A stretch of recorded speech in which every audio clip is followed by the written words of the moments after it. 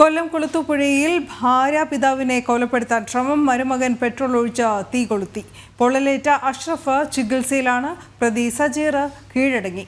മനോജ് വിവരങ്ങളുമായി ചേരുന്നു. മനോജ്, എപ്പോഴായിരുന്നു ഈ സംഭവം? എന്തൊക്കെയാണ് പോലീസ് ഇതുമായി ബന്ധപ്പെട്ട് പറയുന്നത്?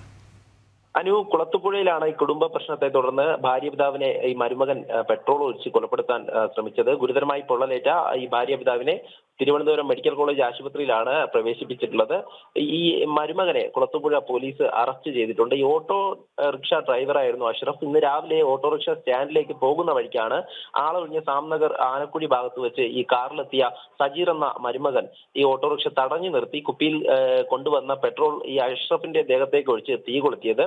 അതിനുശേഷം ഈ സജീർ കാറിൽ രക്ഷപ്പെടുകയായിരുന്നു.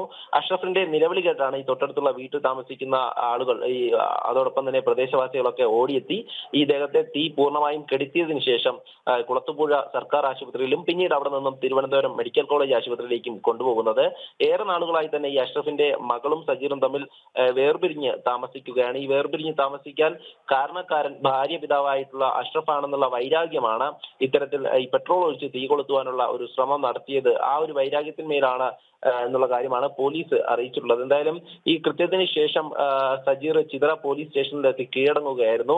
ഈ പോലീസ് സ്റ്റേഷൻ കീഴടങ്ങിയ സജീറിനെ കുളത്തുപുഴ പോലീസ് എത്തി കസ്റ്റഡിയിൽ വാങ്ങിയാണ് അറസ്റ്റ് രേഖപ്പെടുത്തിയിട്ടുള്ളത്. സജീർ മുമ്പും ഇത്തരത്തിൽ വധഭീഷണി മുഴക്കുകയും അതോടൊപ്പം അഷ്റഫ് താമസിക്കുന്ന സ്ഥലത്തെത്തി പ്രശ്നങ്ങൾ ഉണ്ടാക്കുകയും ചെയ്ത സംഭവത്തിൽ ഈ കുളത്തുപുഴ ചിതറ പോലീസ് സ്റ്റേഷനുകളിൽ അഷ്റഫിന്റെ കുടുംബം പരാതി നൽകിയിട്ടുണ്ടായിരുന്നു. അതിനുശേഷമാണ് ഇത്തരത്തിലൊരു ശ്രമം നടത്തിയിട്ടുള്ളത്. എന്തായാലും ഈ പ്രതി ഇപ്പോൾ പോലീസിന്റെ കസ്റ്റഡിയിലുണ്ട്. അതോടൊപ്പം തന്നെ പൊള്ളലേറ്റ അഷ്റഫ് നിലവിൽ ചികിത്സയിലാണ്.